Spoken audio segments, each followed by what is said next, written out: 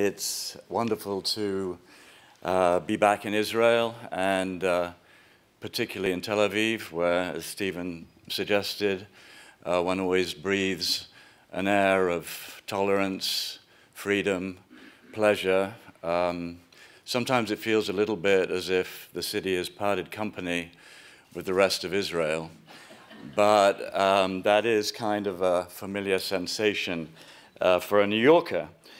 I'm particularly honored to be here in this institution dedicated to the achievement of peace, dedicated also to innovation.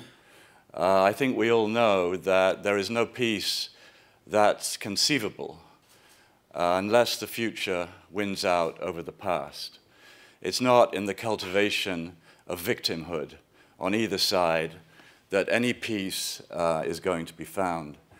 And I'm also honored to be at an event sponsored in cooperation with Haaretz, a newspaper that I've admired for a very long time, a brave newspaper in my view, and one operating today in an increasingly oppressive environment. Voices like Amira Haas, like Gideon Levy, I don't agree with them about everything by any means, but the fact that voices like these are heard in Israel is of absolutely critical importance.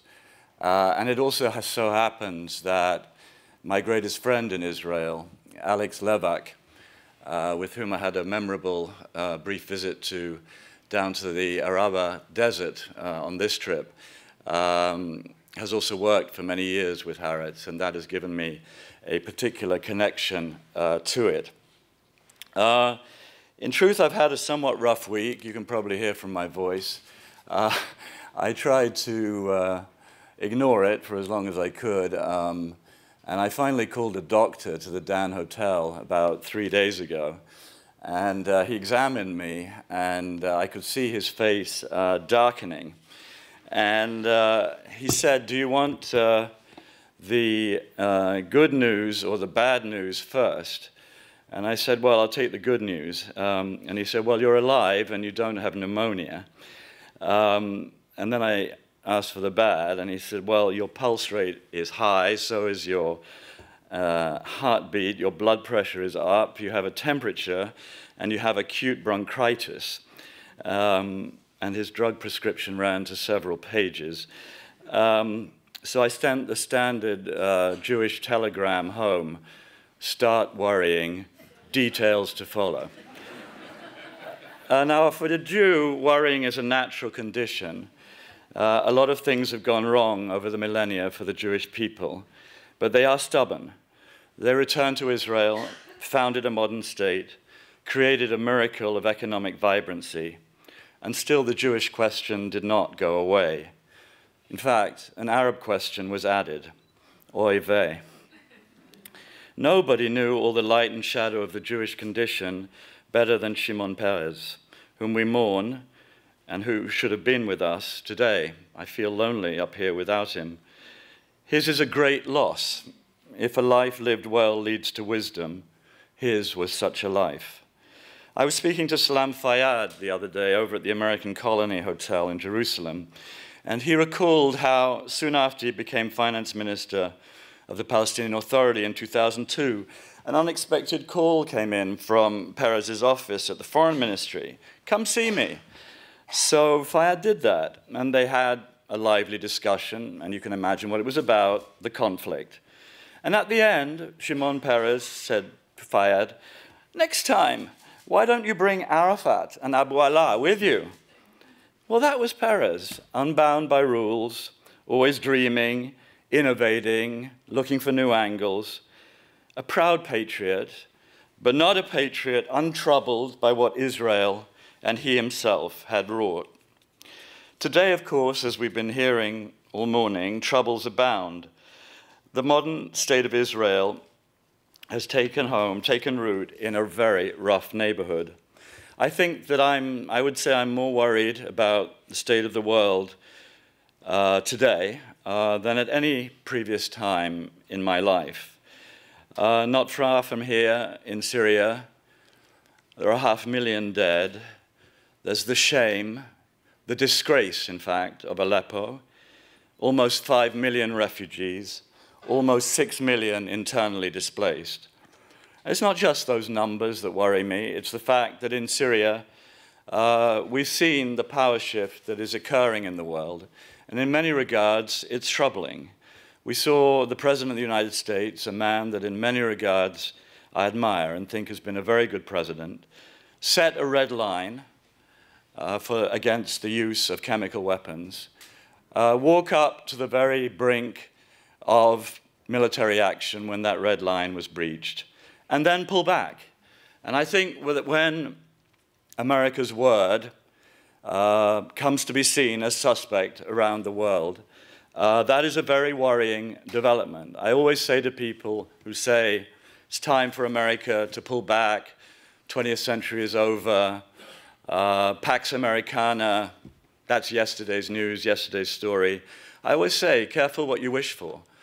I'm always mindful of the fact that I was born in 1955 and that my father, my uncle, they fought with the Allies for the liberation of Europe, and that if it weren't for American power anchoring Asia, anchoring Europe, we could all have grown up in very different circumstances. And no sooner than did that happen, then what else happened? President Putin moved into the vacuum. He moved into the vacuum at the precise moment when he knew that there was nothing whatsoever that could occur in Syria that would lead the United States of America to become involved. And there are all sorts of reasons for that I won't talk about here. Nevertheless, President Putin is doing what in the United States, over more than 5 years now of the conflict, was said to be impossible. He is shaping the outcome through military means. And it's not only for Israel, which had for many years, in effect, a free fly zone over Syria. Now there are all kinds of Russian weaponry there that could potentially hamper that or prevent it.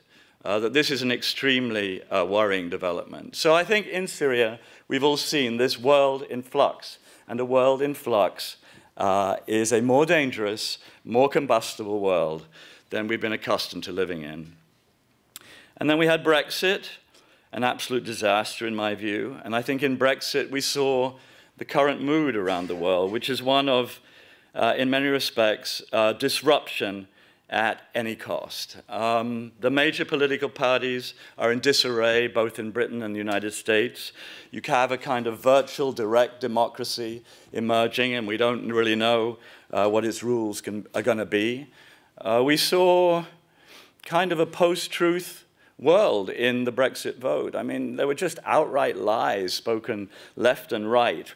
£350 million that would come to the National Health Service, and people behaving in completely irrational ways. The main employer in Sunderland, in northeast England, is Nissan. And Nissan said before the vote, if you vote to leave the European Union, we may well leave Britain. And the people of Sunderland voted massively to leave the European Union. And so Nissan, of course, turned around and said, well, there are going to be a lot of jobs lost here. And the British government is now in the process of paying an awful lot of money to Nissan to try and keep it there. And in the British vote, you saw a possibility for the unraveling of the European Union. And, you know, the European Union is the greatest miracle of the second half of the 20th century. I was based in Berlin for some years. I would drive into Poland, and I didn't know where the border was. This is like in 2000, Poland was about to join the European Union. I had to pinch myself to remind myself that on that very land then, 45 years previously or so, not thousands, not hundreds of thousands, not a million, but tens of millions of people had been slaughtered. And I think we are in the process of, particularly at this moment with President Putin, of risking a great deal in suggesting that the European Union could unravel. And I believe at this point it could. It's not likely, but it's possible. And in the United States, of course, we've had Trump, and I won't go into that much because we just had a great couple of panels that went into many of the issues. I will just say that on the press, it's been extremely interesting because Trump's been a candidate who moved outside the frame. He moved outside the conventional frame, right? He lied. He lied outright repeatedly, and he still does. He was transparently a bully. There was something very menacing and violent about his language. He's an egomaniac. He was transparently a very needy personality. And I think for the mainstream press, for papers like the New York Times and Washington Post, to move outside the frame at a corresponding speed was difficult. Were we going to call him outright a liar, which we did do in the end? How were we going to treat this phenomenon? For a while, we were talking about his exaggerations or his embellishments of the truth. And when you're confronted with a phenomenon like that, it was hard to adjust in real time. But as Joe was saying, I think in some ways this has been a vintage moment for the great newspapers. I mean, this battle for scoops, and they have been scoops, scoop after scoop. It's still possible in the age of technology for papers to break big stories. And we've seen a revitalized Washington Post with Bezos's money from Amazon, coming out with a scoop, and then boom, back we come with a scoop. And it's been really exciting to watch. So I would appeal to you all not to despair and not to believe that the importance of the free press, the validity of the free press, and of the mainstream media, the legacy media, has been lost. No, this campaign has demonstrated just how important it is. I was a little worried on the panel, hearing all this talk about Hillary's victory. Maybe I'm traumatized by Brexit. I'm not going to rest easy until November 9. I'm just not. This is a very unpredictable moment. People feel, for various reasons, that they have lost control of their lives. It's not that they've lost control of their politics, that they've lost control of anything in particular. There's and I think Yael spoke very powerfully of that. This feeling that this is a moment of flux. Everything is coming at us from every direction. There's a cacophony. Jobs are disappearing. We're being told that artificial intelligence, 10 years from now could eliminate we don't know how many jobs. There are experiments in California now in just handing out wads of money to people because very soon we're just going to have to admit there's going to be no jobs for people. So how do people fare when they have nothing to do and they just have money to spend? I mean, some of the big companies in California are trying this kind of thing now. So there's a lot of anxiety in the air. And a politician like Prime Minister Netanyahu, like President Trump, although I do think they're very different, who are prepared to play on that, they can have a very powerful effect. And then, of course, finally, in terms of things to worry about, there's Israel-Palestine, which it wasn't mentioned in the debates, I don't think. If it was mentioned very much in passing. And yet, the conflict is here, and probably in that awful phrase, Israel will find itself mowing the grass at some point in the next 3 to 5 years. I don't think a country can exercise dominion over the lives of millions of others indefinitely. Without that people, at some point, we don't know how, next time around, reacting. You can hit somebody over the head once, twice, 3 times, 4 times, 5 times. The 6th time, no.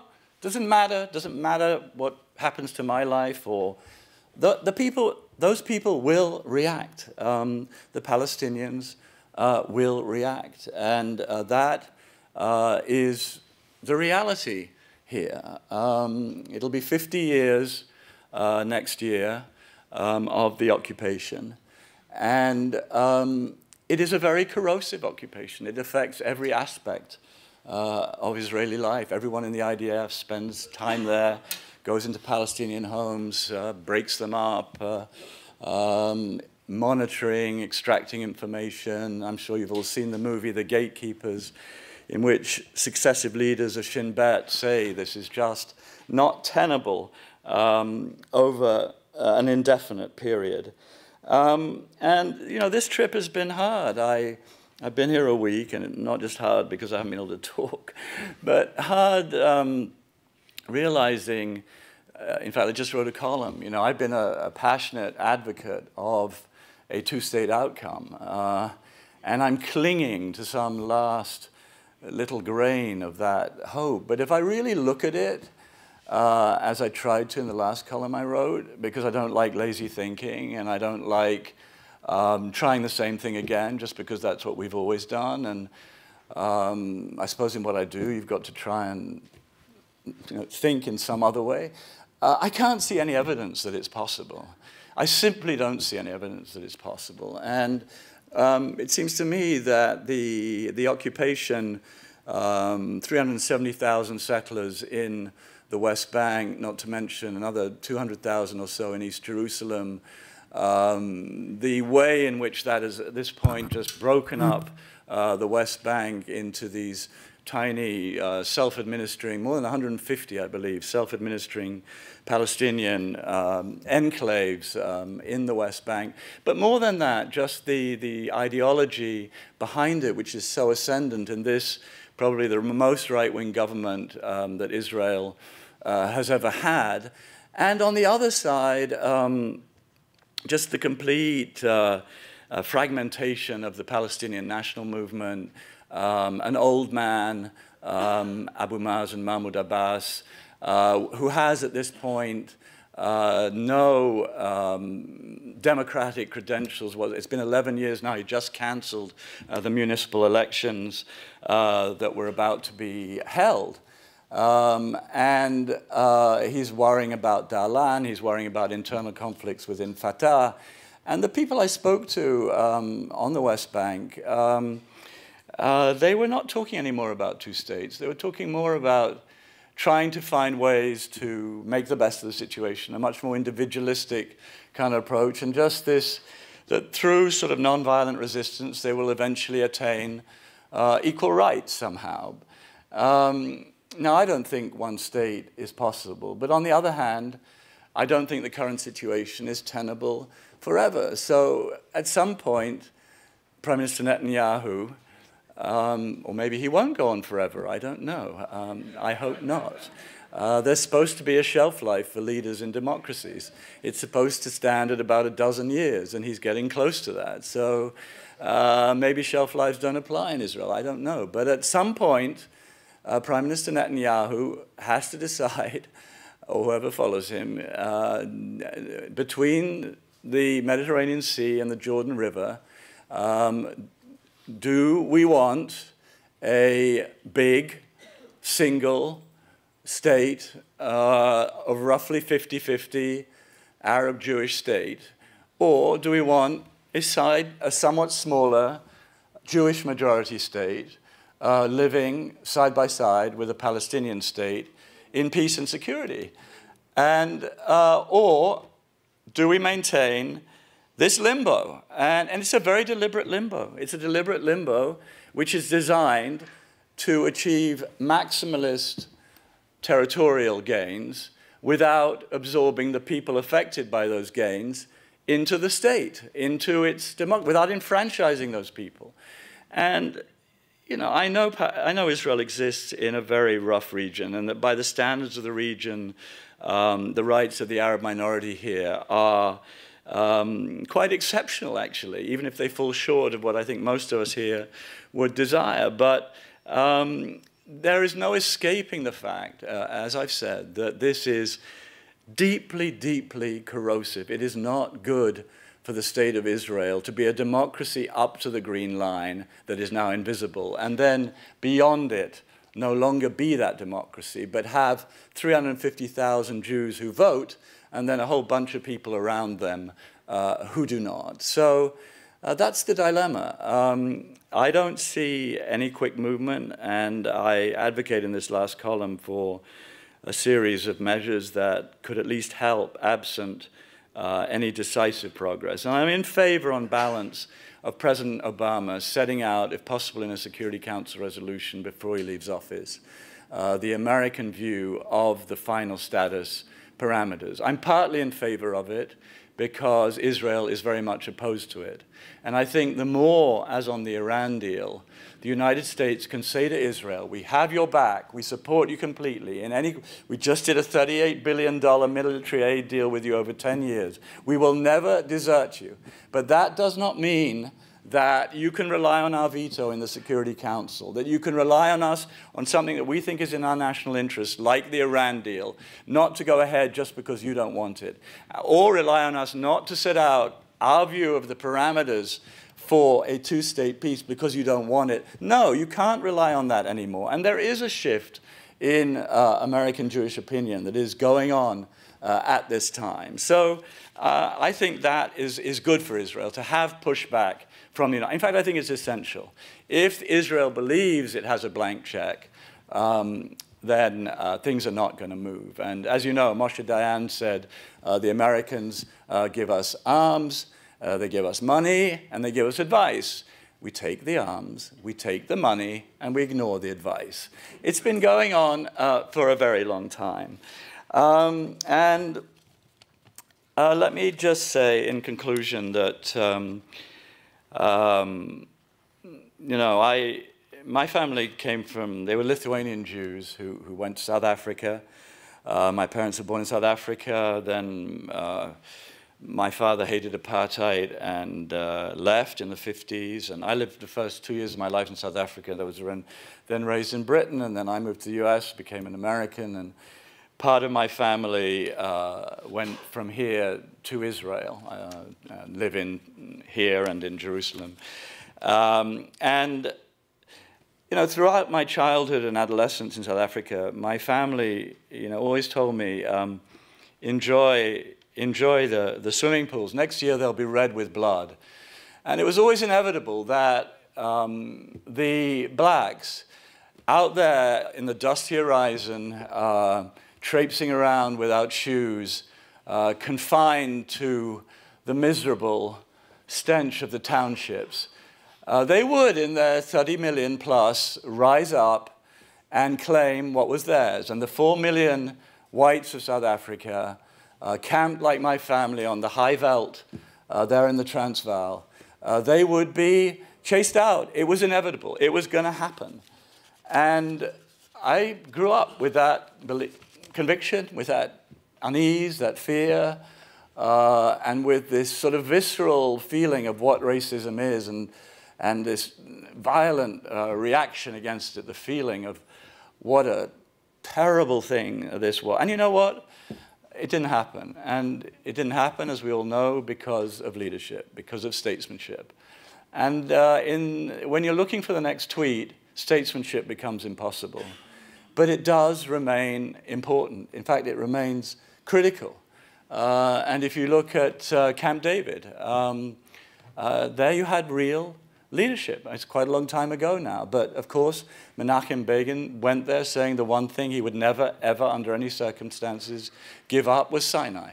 But in the end, he did it, and peace is held. So I don't despair completely, even if my last column was very despairing. If there is real leadership, if there is statesmanship, if, as I said at the beginning, people are capable of putting the future over the past, putting their children over the grievances of past wounds, putting promise over victimhood, then there is a way forward, and we all know its rough framework. And let me read, finally, one of my favorite poets is the Israeli poet Yehuda Amichai. And I love this poem